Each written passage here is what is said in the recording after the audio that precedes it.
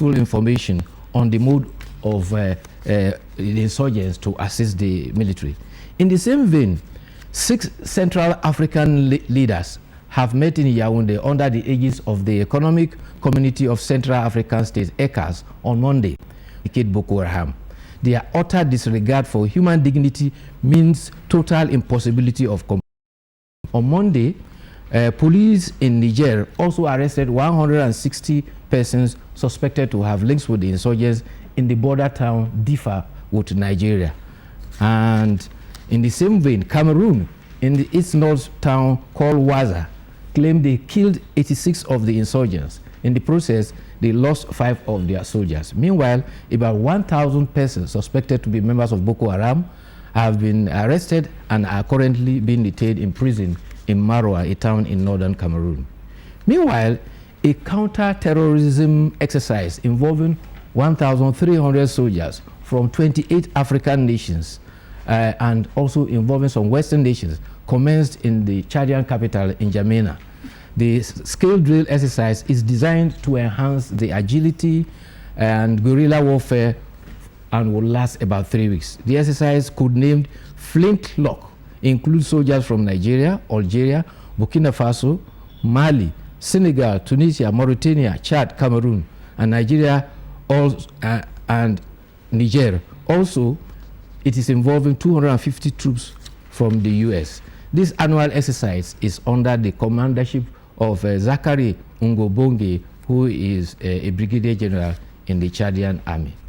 Related to this, tens of thousands of people gathered in the Danish capital Copenhagen in a procession of torchlight and candle vigil. This was to protest the shooting of 2 persons in a situation that appeared to be anti-Semitic. Similarly, in Germany, a cultural carnival that had to be called off at the last minute because of a positive threat about insecurity. General Muhammadu Buhari, the APC presidential candidate, campaigned at Ramat Square, Maiduguri yesterday. In fact, Borno State declared a public holiday for that.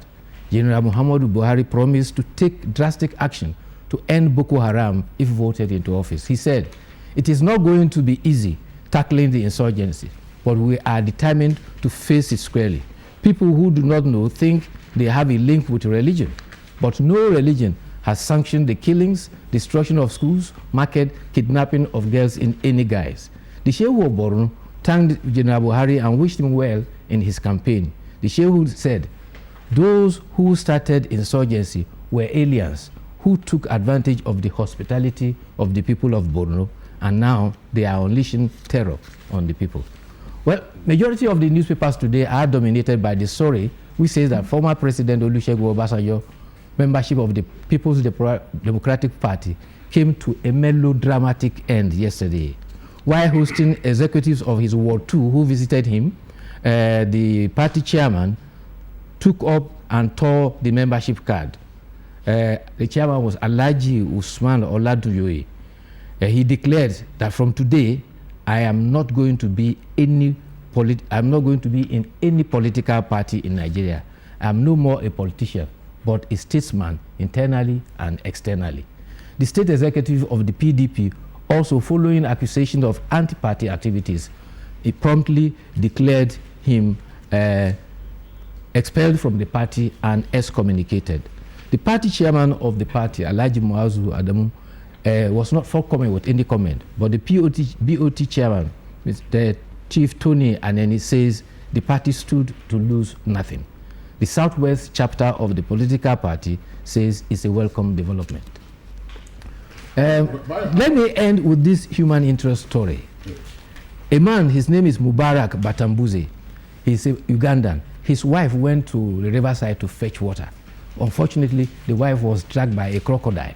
And when he was told, he gathered friends and they gathered stones and sticks and went to attack the crocodile. They failed.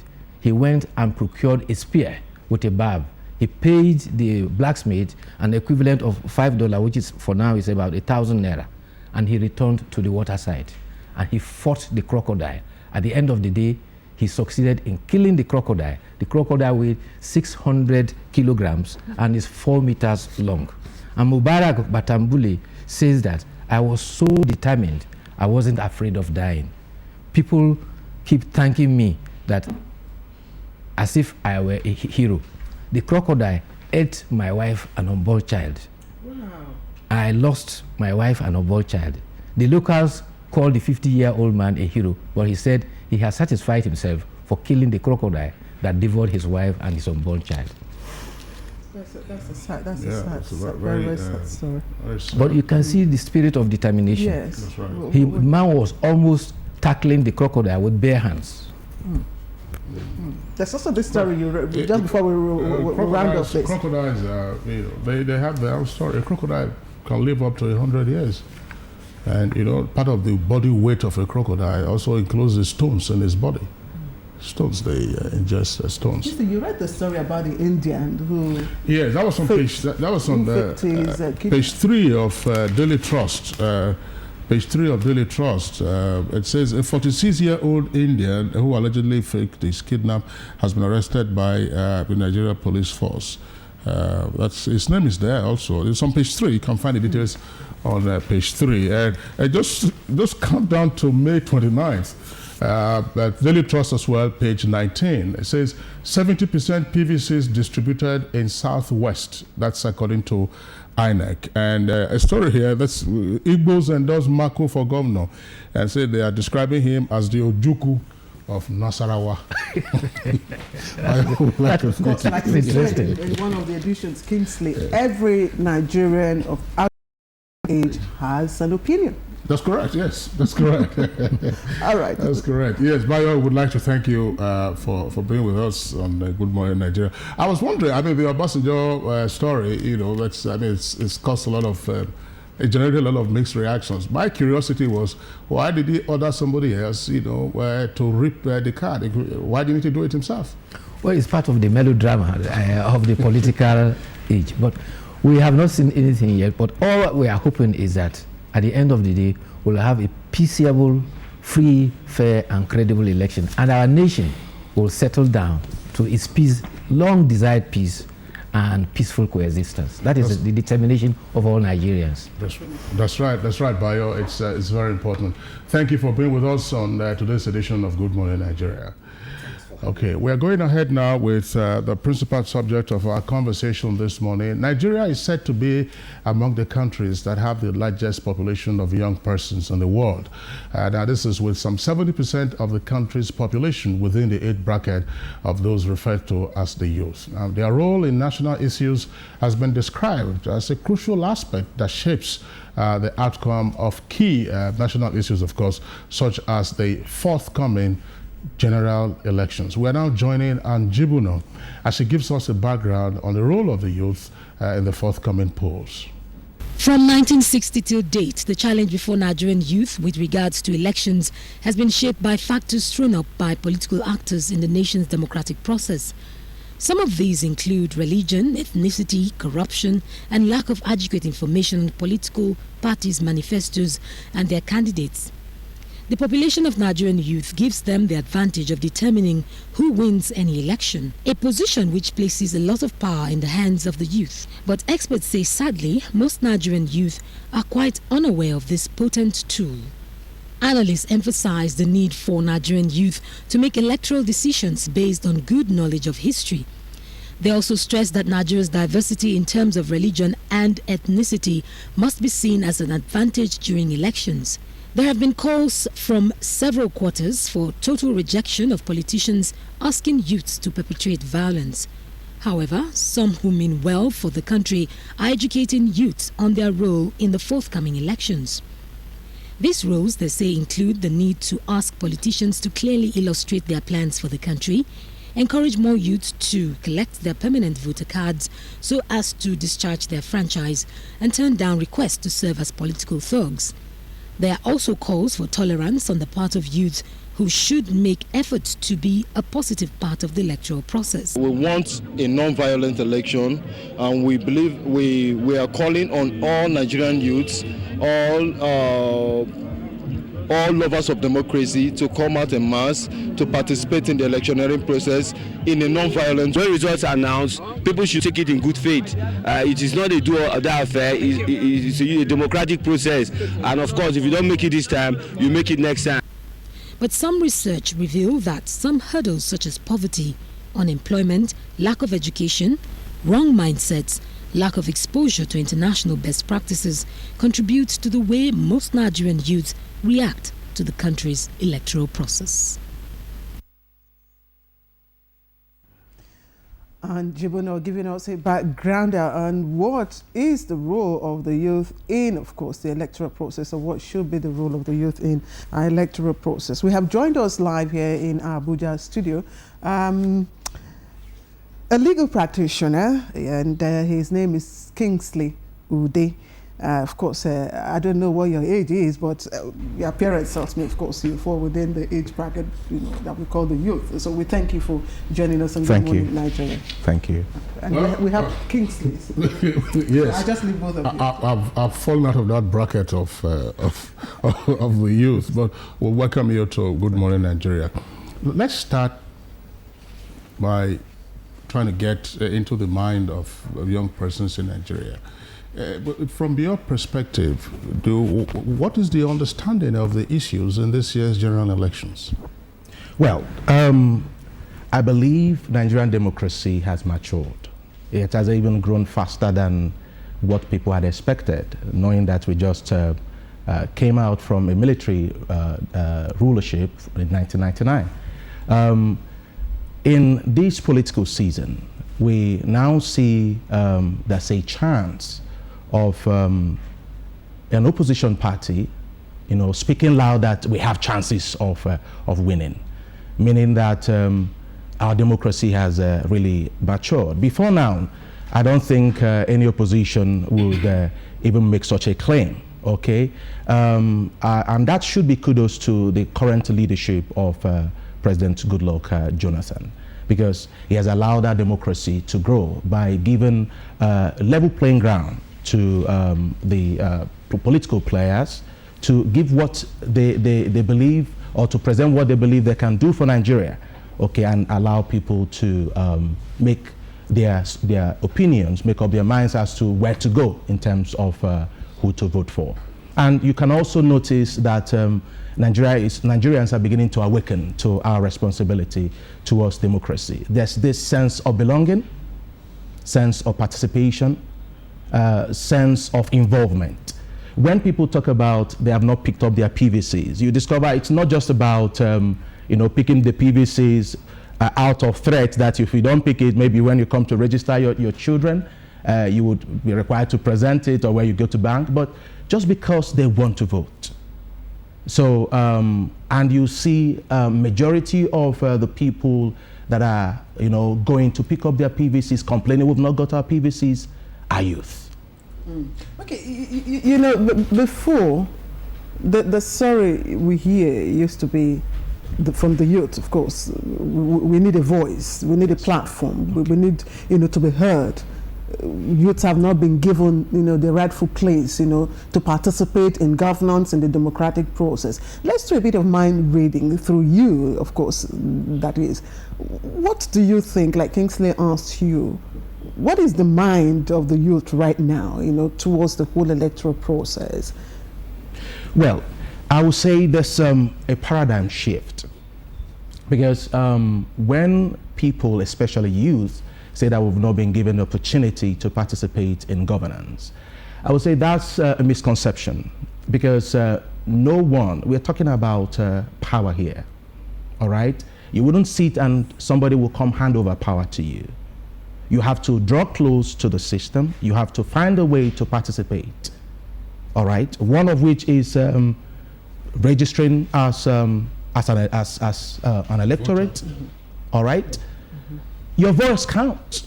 Your vote is your voice, all right? Another one is getting involved in voter education, all right? You don't need to call a seminar or a conference. You can educate those under you. For example, the student union government, they can organize a youth election awareness campaign or rallies. And there was one that was done in Benue State last week, I believe, Youth for Nonviolence. All right? So you have to create platforms. You have to understand that government is not it's not like a building, all right, where people, you go out from the building, come inside this building. It's something you have to walk in to. All right? So I believe that our youth are beginning to understand that you don't need to have somebody present platform for you. Well, okay, I'll return to the first question I asked earlier. Again, what, in your opinion, is the understanding of young persons of the cardinal issues in this year's election? You have a vote, you have a voice, but what will you be voting on? Is there an understanding of the issues? And if so, how does this crystallize? Well, I think there's an understanding of the issues for some youths, but it will be a hasty generalization to say that there's that understanding across board. All right, and that is why I say there's need for voter education, especially youths understand themselves.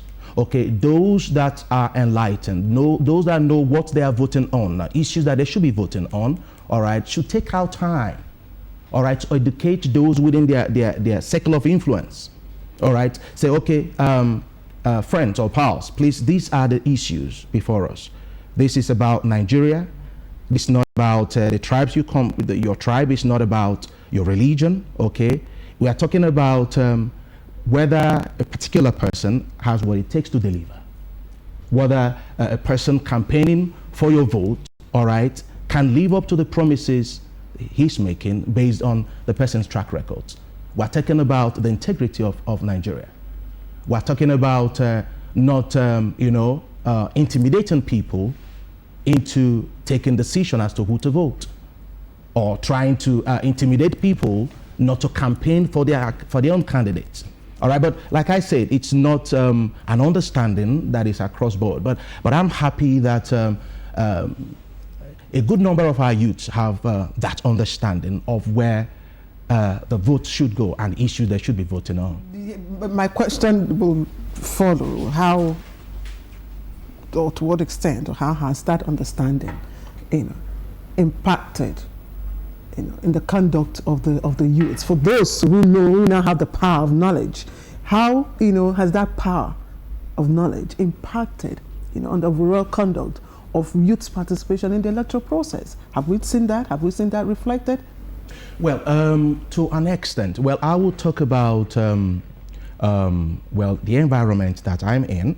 All right. I'm a lecturer in a university, okay, and I engage my students, okay, in issues just like this, and you discover that the understanding of the issues that we should be voting on, I began to, all right, impact on them. So you see people talking about, no, we're not going to vote based on where we come from. We're not going to vote based on our religion. All right, that these are actually things that should bring us together, but people use actually to divide us. Okay, and I believe if we continue on this, it can trickle down to others. I wouldn't say the impact may be immediately felt, okay, but I think it's something that will grow over time. Don't forget that we're talking about 60% of Nigerian population. The youth make up about 60% of Nigerian population. 70%. Oh, yeah, 70%. Okay, you see that. Okay, you discover that if we continue on this, because you see, it's about democratic culture. We should have to continue on it. We wouldn't have to expect a miracle or magic. We just barely 15 years, all right, in this current democracy. Somebody can even say that it's still nascent. So, but I believe as we continue in this, all right, with voter education, with everybody, knowing that it's our nation, okay, it's our nation. I traveled abroad, lived abroad for a while, studied there, but you see, there's this sense of belonging that you have when you return to your country, your motherland. Okay, so as this consciousness continues to grow in our youth, I believe it will come to a time that there will be no youth that you will tell, come be my thug, and that youth will oblige you. Well, Kingsley, Barrister Kingsley, I'm not. I apologize if I sound patronizing, but one of my observations, particularly of young persons, is a trigger, for instance, of the question whether there is a sharp sense of history. Yes, but do you think our young people know where we are coming from?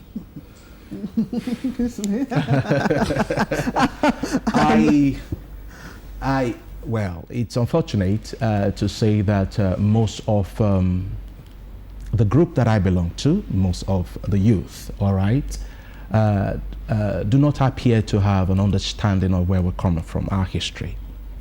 Okay, but it is necessary we have an understanding of where we're coming from. Okay, know the people that have led us and how they led in their times. All right, the contributions they made to either developing or killing democracy. All right, and also what violence, okay, may cause to a structure, especially a democratic structure, a political structure that we should be working together to build.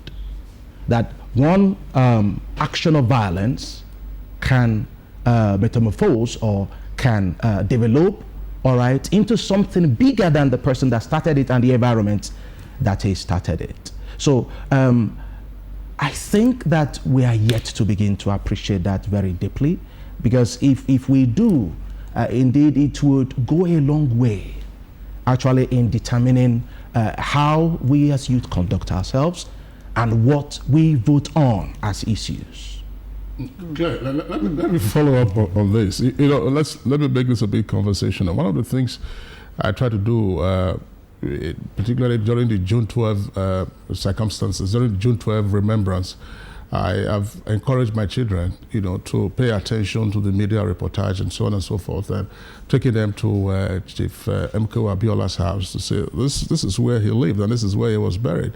Because sometimes they'll be asking me, what is all this June 12 about, June 12 about? And incidentally, I was an editor during the June 12 crisis. I said, no problem. You just listen to the media and then read some of the back files of the papers that I produced at the time. But to come again to the question of history, I would like to link this up with the obvious anger that young persons express, which is why I try to tie that up with a sense of history, where we are today and where we are going.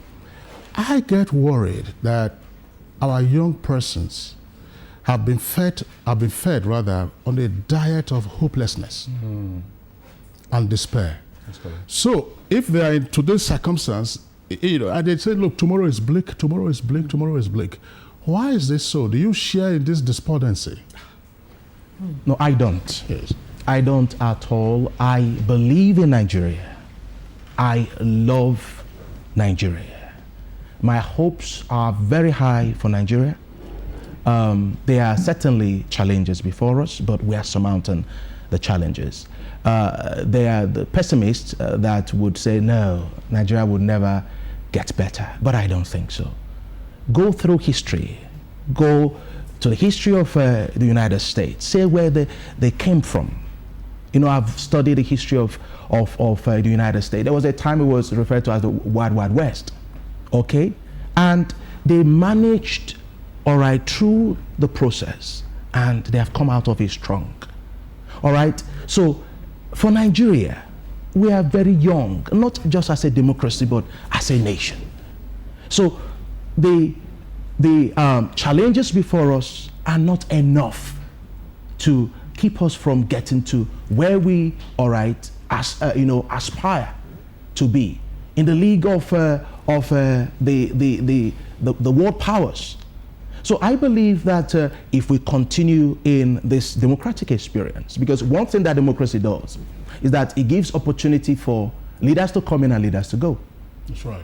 All right, it's a way of refreshing the system. Okay, so as we continue on this, we would have the opportunity of bringing in, fresh ideas, fresh blood into the system, and with that, I believe Nigeria would grow into what we expect of Nigeria, because we say Nigeria is the giant of Africa. And I believe we'll one day assume that position in practice and in every dimension. So let's hope for Nigeria, certainly.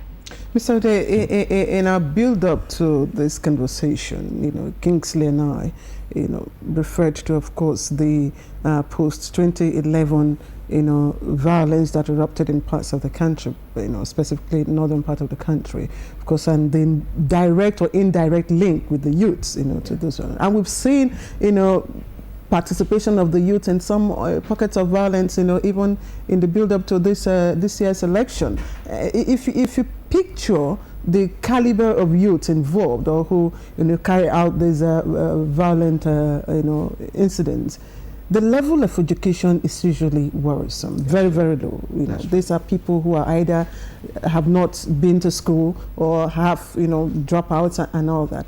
And you talked about consciousness, and one thing with consciousness is that it catches on like wildfire. Once you start it, people just take onto it. So how can the consciousness of non-violence during particularly electoral periods be made to catch on also with this caliber of youths? Okay.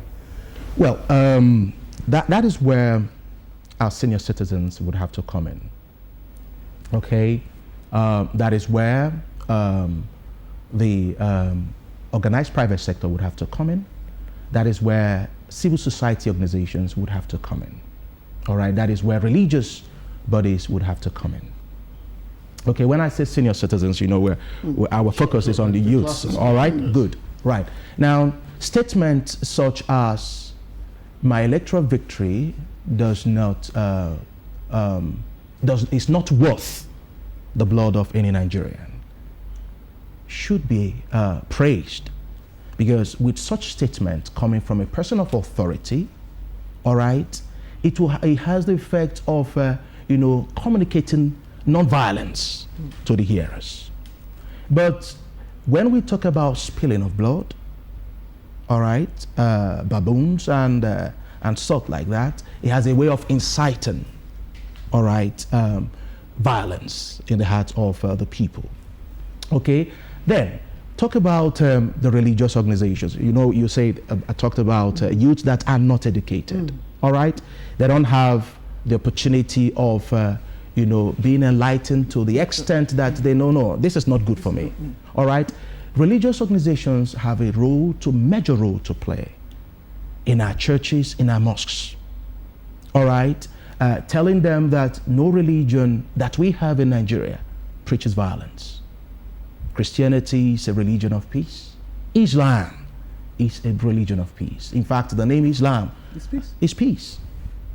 So if they could inculcate that in their members, and how religious we are in Nigeria, if our religious leaders could pass that message to the youth, irrespective of the educational background, especially to those that are very educated, certainly you see that there was true violence.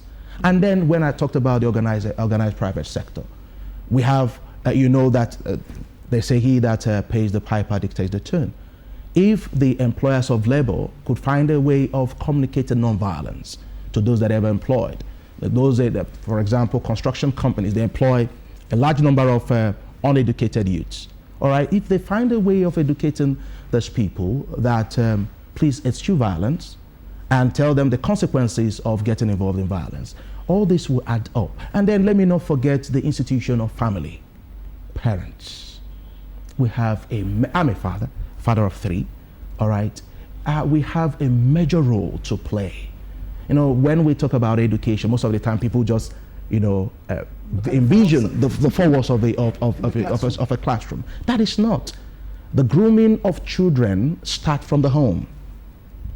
My children have my temperament because they watch me without my even saying anything. They watch me, they observe me, and they take after my temperament. And then also I teach them.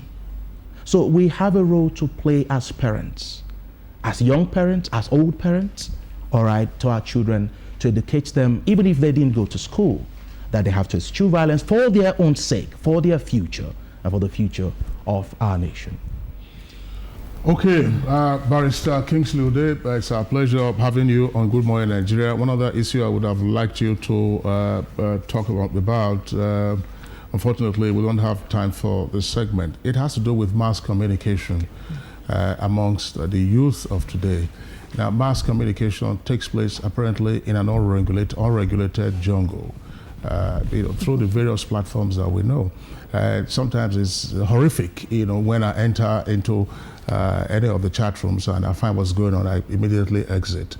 Does this also have a way of affecting the worldview of young persons? Some of them who believe that everywhere and anywhere in government is corrupt. It's corrupt. And that the fastest way to make it is for you to be a contractor.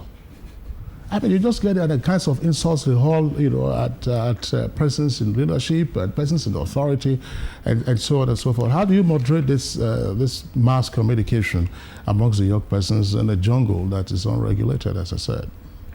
Well, I think there should be a counterbalance, and it takes the media to balance what the media is. It takes the mass media to moderate what the mass media is giving out. You see, if you study human psychology, if you present a lie over and over and over again, it begins to appear as truth. If you allow something that is unacceptable as a way of life for a while, after a while it becomes a culture. Okay, so I believe that the mass media, especially the owners of mass media, NTA, which is one, all right, should take it as a responsibility. No, it's a responsibility to counter some of the misconceptions, some of the deceptions about Nigeria, about our politics, about our leadership. Because how much can I do as an individual? All right, so it's the mass media that would also play this role in countering the misconceptions, deceptions coming from the mass media. All right, we just have to let you go at this point. Barrister Kingsley Ude, a legal practitioner, thank you for joining us, and we wish you the best of luck. Thank you so much. I'm grateful. You're watching Good Morning Nigeria live on the nation's #1 TV station, the NTA. We're taking a short break. When we come back, we'll be chatting with our next guest. Stay with us. I bet you can touch your nose with your thumb. Your nose? It's the same with your toilet. There are many places in your toilet that detergents cannot clean. That is why the new Harpic 5 times complete gives you 5 times better cleaning than detergent from the rim all the way to the U-bend, making your toilet completely clean. With Harpic 5 times complete, you will definitely reach all the hard-to-clean places in your toilet. Harpic Power Plus. Buy now for only 350 naira. In the age of impunity, Odi Town, beautiful and picturesque, razed to the ground by executive fiat. In the age of darkness, Sakibian became a case of man's inhumanity to man by executive fiat. The sacred chambers of the Supreme Court and its pronouncements were trampled upon with impunity. Then, a new leadership of President Goodluck Jonathan emerged. Anambra, Ekiti, Osun, Edo were pronounced by the court for the opposition. The president congratulated. Today,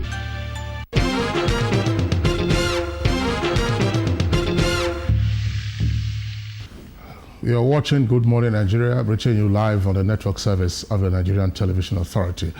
We're joined now by our second guest. Is Mr. Emmanuel Osemeka. He's a youth activist. Mr. Osemeka, would like to welcome you to Good Morning Nigeria.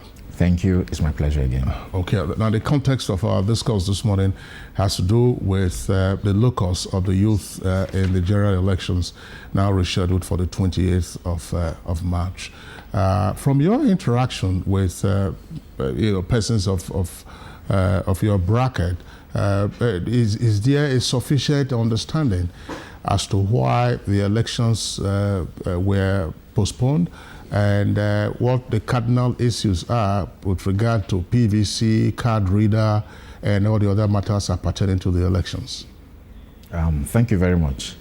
I think I will start by saying that it's almost impossible to have everyone, get the same understanding on issues.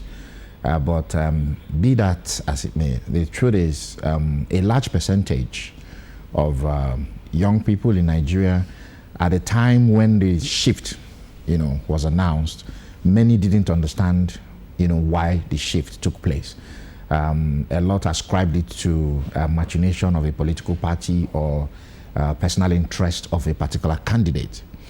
But as the conversation began to evolve, a lot of people began to understand that yes, you cannot simply say, or you cannot come out to say you're going to have a credible, free and fair election when less than 40% of the people are. A lot of the young people from our conversation thought it was just an excuse to say, oh, because of the insurgency in the Northeast, okay, therefore that's the only security issues we're going to have. But the truth is, as we speak today, a larger percentage of young people are getting to know in reality, what the issues were and why the shift was, inevitable.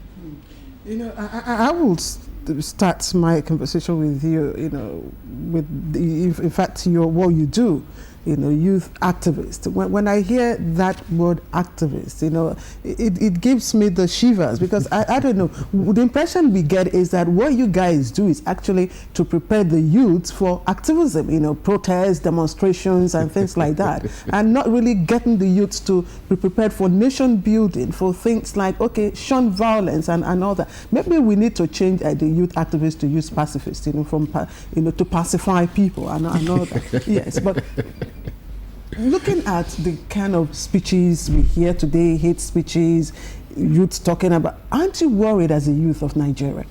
Aren't you concerned? Of course we're worried. Of course we're worried. But you see, the truth is, the percentage of people who come out with these so-called hate speeches, they are just, less than 1% of the entire youth. But that's having everyone exactly. The truth is, activism is not only about the word activism, going to talk about, be forceful about the things you're talking about, protest and all that.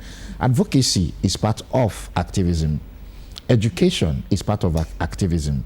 Creating awareness in our... What do you find to be the potpourri of issues for the youth in this election? Education, security, and of course, a youth empowerment.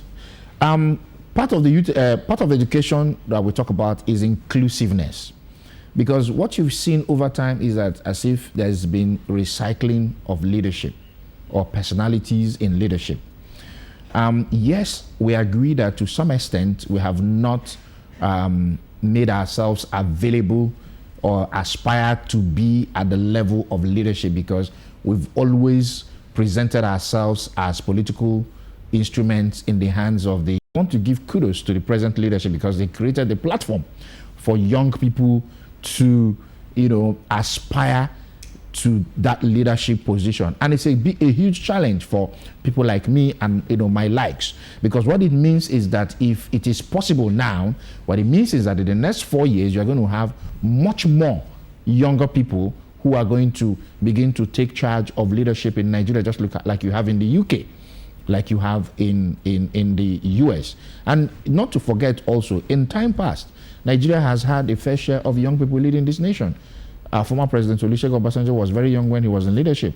Gowon was 37 when, Murtala was 37 when he became the head of state. And of course, you talked about President Gowon and of course Ojukwu and the rest of them. They were young people. So the issue is that young people are, I believe we have the capacity to take Nigeria to the next level when we decide first to become leaders. No, I get that point you're making, but my question is with respect to next month's elections. Yes. You said you've tried to change the tone of the conversation. That look, this is the person I'm going to vote for. If you are voting for Mr. A or Mr. B or Mr. C or Mr. D or Mr. XYZ, put it that way, there must be some persuasion for you. What are the issues that are on the table that the youths are looking at in making up their minds? Well, I can say 70% of the conversation or of the issue, basically, it's about performance. Who do I see has a capacity, the mental capacity, the commitment to take the issues concerning me and my future to the next level? These are some of the basic issues. And you can't divorce security as part of it. You can't divorce education. You cannot divorce infrastructural development and such likes. So for us, basically, the major issue is when you're looking at a particular candidate, you're asking, the question we're asking, what is this person's mental capacity? This person has promised in time past. From the promises he or she made, what were the results of that promise? Have they been able to deliver on the promise, or are they delivering on the promise? Did they abdicate any of these promises, and what were the reasons for abdicating these promises? So this, actually forms part of or majority of, the issues that we're looking at to say, okay, this is the person that we want to, say, we want to see as our next leader. Mr. Semeka, I also like us to look at the hate speeches, because Kingsley, if you go to the various platforms, social media platforms, and you follow the conversation, you'll be amazed at the type of conversation that people who ought to know, who you believe are knowledgeable about matters, and the kind of conversations they're holding, they're having in the different handles. And you begin to wonder, like Kingsley asked Barrister Ode earlier on, you begin to wonder, do they even know our history, where we are coming from? If they didn't witness, if they didn't see, haven't they read? If they haven't read our own history, at least developments in other parts of the world, should be a pointer to look. We must refrain from hate speeches. We must, talk the things that unite, look out for the things that unite us. So how do you begin to change this mindset? Sincerely speaking, I usually refer to the issues of hate speeches or the conversation in the social media. I usually refer to it as noise, because it's all noise. It has no serious effect. I'll tell you why I say so. There are a lot of young people, hitherto 2015 were not, social media savvy. So in 2011, social media was a veritable platform for, a fantastic and people-oriented campaign, vis-a-vis young people. Now, what has happened is that some politicians, decided to catch in on the social media. And I say this with a lot of, sense of responsibility. What we have is that a few people have been paid to, throw up what you see on social media, and a huge percentage of them do not reside in Nigeria. So most often, people bring out what they are not sure of. So it's more about permutations. Is more of hearsay, more of they said, someone said. And because you know how gullible our society is, like you've rightly mentioned, a lot of us have not been able to sit down to understand our history till tomorrow. I still have difficult task trying to talk to people who are slightly older than me to read certain books, that talks about our history. They tell you, of what benefit is it to me? It's not going to add one kobo to my pocket. But you see, these are the major issues. Why? Because of where we're coming from. But you see, anyone who refuses to look at where he or she is coming from, first will not understand his today. Neither will he even know what your tomorrow will look like. Because your yesterday tells you what today is. Then you can use it to take decisions for a better tomorrow. So what you see on the social media, it is not a reflection of the views of young people in Nigeria. It's all sponsored. Orchestrated, yes, because Like, that's why I tell you that their own is just noise. It's just noise. The truth is, check properly, madam. You will see that a large percentage of young Nigerians, yes, have access to an Android phone. But the truth, many of them do not even have the financial muscle to maintain the level of data to sustain that level of to access the internet and also sustain the conversation that you see. So if you do an assessment of the people who are, constantly talking on social media, you find out that they are outside, outside Nigeria. Mr. Osomeka, the point you just made is interesting because everybody's concerned about the poisonous communication that oozes from the social media and the fact of the orchestration. But still, you said earlier that some of our people are gullible. It's true. So how then do we strike this balance? What is the message for those who will most likely, fall for the noise as you refer to? Yes, that is the reason why people like us have taken it upon ourselves to ensure we have consistent dialogue, if I may use the word. We have an organization within our network called Change Agent National Ambassadors. They go to the market to talk to the people on the street. They go to every nook and cranny. They talk about. They bring out issues from the so-called social media to talk about and let the people know, look, this is not correct.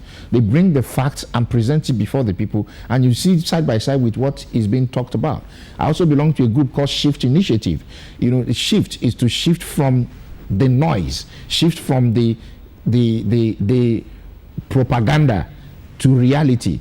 The reality is there, it's clear. For example, somebody came up with this issue of interim government and threw it out there, and people began, everybody grabbed it. Remember the issue of Ebola? That's right. Where someone told people to use salt and water to take their bath. And there were fatalities. Exactly. That's so right. These are some of the things we're talking about. Somebody just wakes up and decides to, just be mischievous.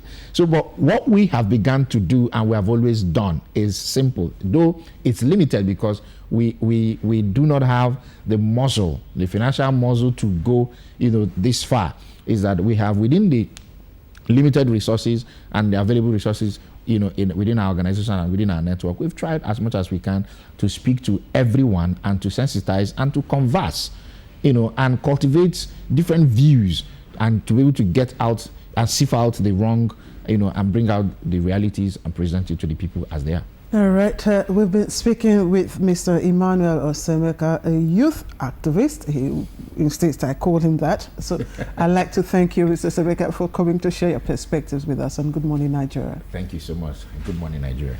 All right, Kingsley. Okay, yeah, we are taking a short break now, and when we return, we'll continue the conversation with another guest on Good Morning Nigeria, which is reaching you live on the network service of the Nigerian Television Authority.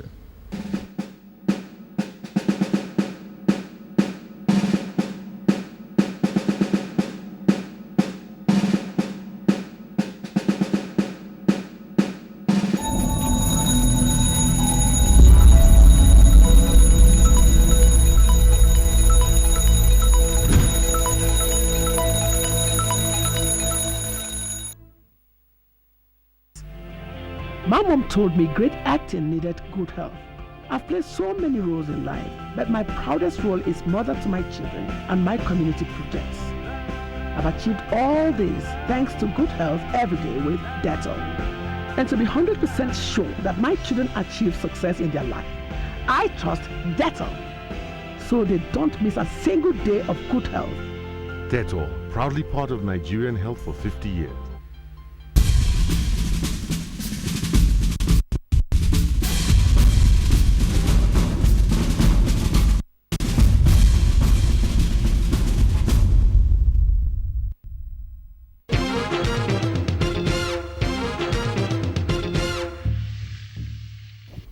All right, we told you why we have dedicated today's edition of Good Morning Nigeria to talk about what should be the role of the youth in the electoral process. It has become very expedient, of course, given all the violent incidents we've been experiencing in the course of build-up to this year's election. We have just joined us here in Abuja, Comrade Barry Ndu, Nwehim. He's the coordinator, Nigerian Youth in West Africa. We'd like to thank you, Mr. Nwehim, for joining us. Thank you. You have been involved with electoral issues, Yes. Electoral violence, I think, Yes. In Nigeria. Yes. If you look at so far, build up to this year's election and the violent incidents here and there, what are your major worries? My major worries actually is that some of our Nigerian youths do not understand what it means for a country to be at war. For me, I think Nigerians must begin to realize, Nigerian young people must begin to realize that you have to put Nigeria first in whatever you do. When the country burns, you burn.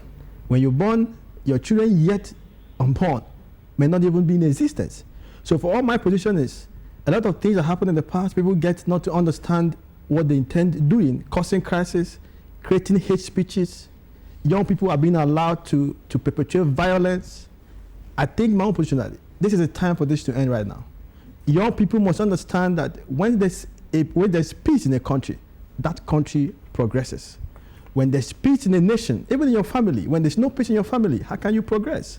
So my call, anywhere I go, is to ensure that Nigerian youth remain positive-minded, remain peaceful for a transparent and peaceful economy. Do you take time to look at those involved, the caliber of the youths involved, those who are carrying out these violent activities and all that, and look, what are we doing? I must tell you the truth. 70%, if not 80% of the young people who are involved in this kind of violence are people who are uneducated, people who feel they have no future, people who do not even have an opportunity if they are given an opportunity to get employed. They are unemployable, unquote. Are you getting my point? Somebody who has graduated from the university or even a secondary school leaver who has an employed job, even if it means 10,000 naira a month or 2,000 naira a month, you go out in the morning, I'm sure you will not have the time for people to give you 1,000 naira. Funny enough, the kind of money these guys have been given to call this are too small. To kill people, several on TV, we've had people who say that Boko Haram been given 5,000 naira to bomb themselves. That is the level of poverty, that's the level of uneducation that this government have tried everything possible to ensure that even in the north, that this level of education is improved, that people have access to at least secondary education.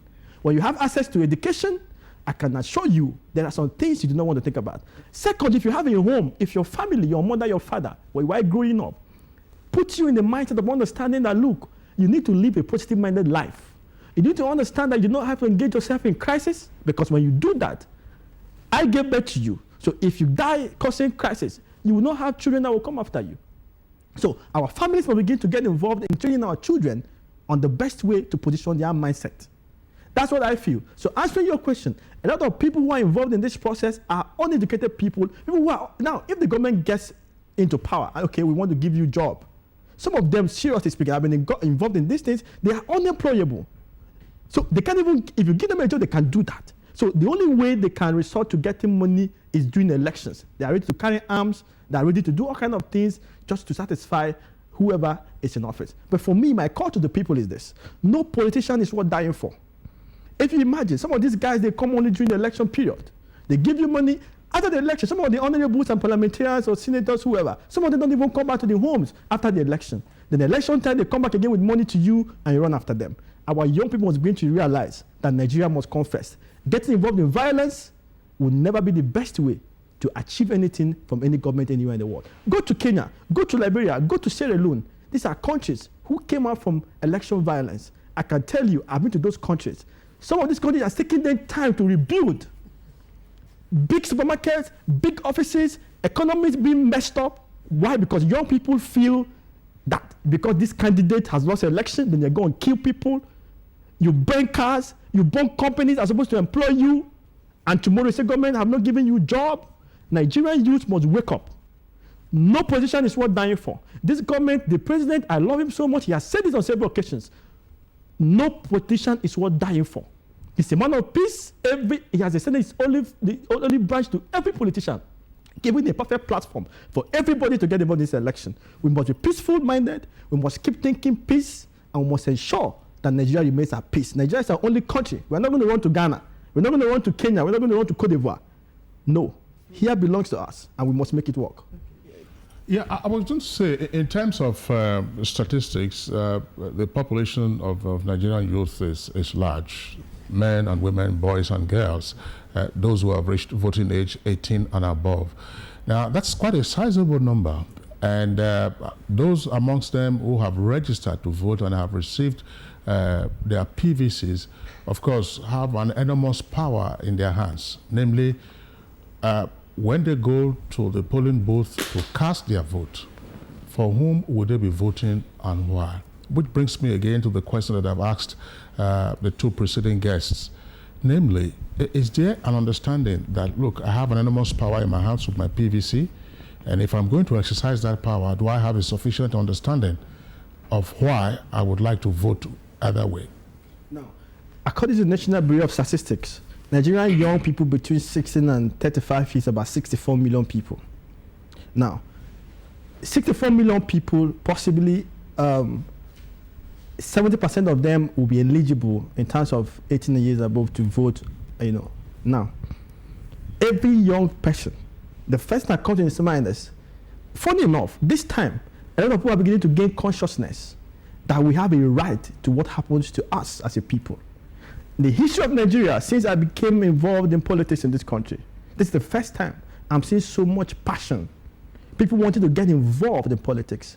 Once again, I commend the present government because they have given a proper platform for people to get involved. Now, coming to your question, what are you going to vote for? They're going to vote for a government who will give them job. A government who is going to diversify the agricultural sector. This government is doing it right now. I'm speaking on my own capacity. For me, I already know who I'm voting for. I'm voting for my president because he has given a platform for the young people to get involved in governance, in terms of agriculture, in terms of youth empowerment. Today, there are so many of our young people who have left the university who are studying under scholarship by this government outside the country.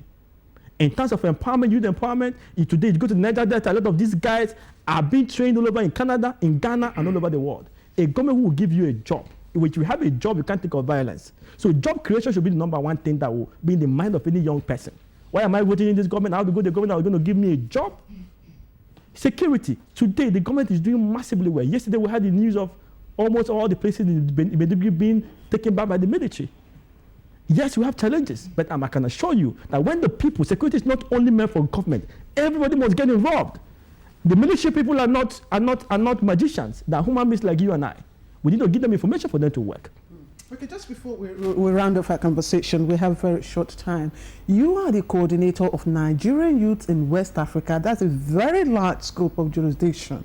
And I'm wondering how you are able, particularly looking at 2015 election coming up in a few weeks' time, how are you able to coordinate the Nigerian youth and to get them to refrain from any post-election violence similar to what we experienced in 2011? Beautiful.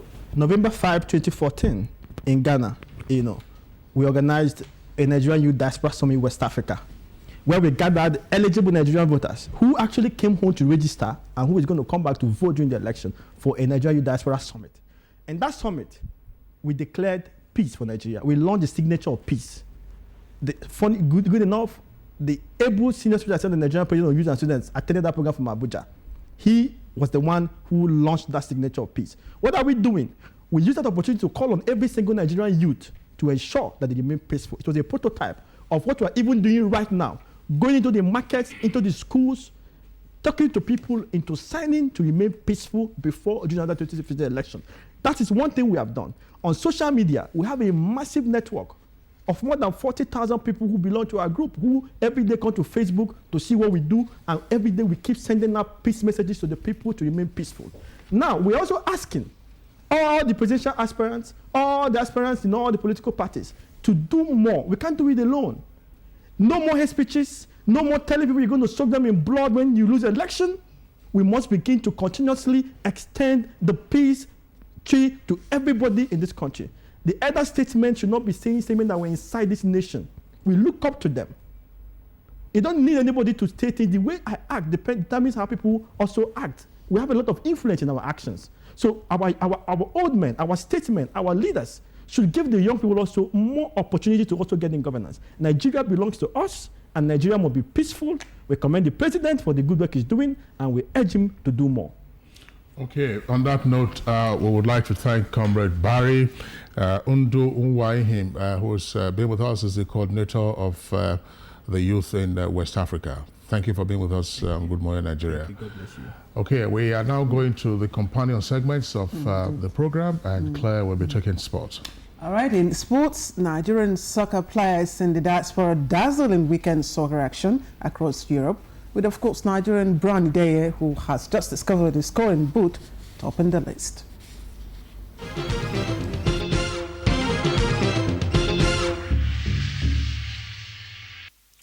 Welcome. It was another splendid week for Nigerian soccer players in the diaspora. While some continue with their good run for their respective clubs, Brown Ideye has appeared in a newly found form for his side, West Brom Albion, finding the net in 3 consecutive matches. It was a back to action for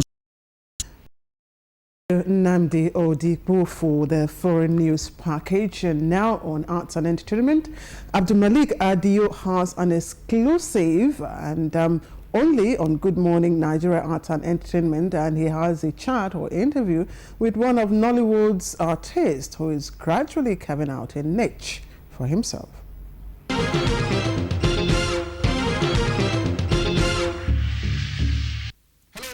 To arts and entertainment. From Big Brother Nigeria to Tinsel, and then the host of television and game shows, Gideon Okeke is on the verge of stardom.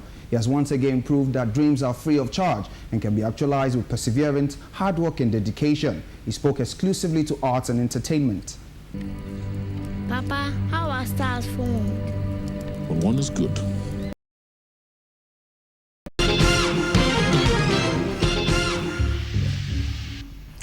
And then we wish Gideon Okeke or Philip Ade Williams the best of luck in his chosen career. And that does it also for Good Morning Nigeria for today. As usual, we'd always like to invite you to log on to our website. It's on your screen for more on our programs and programming. Or you may wish to also join us on Facebook or Twitter handle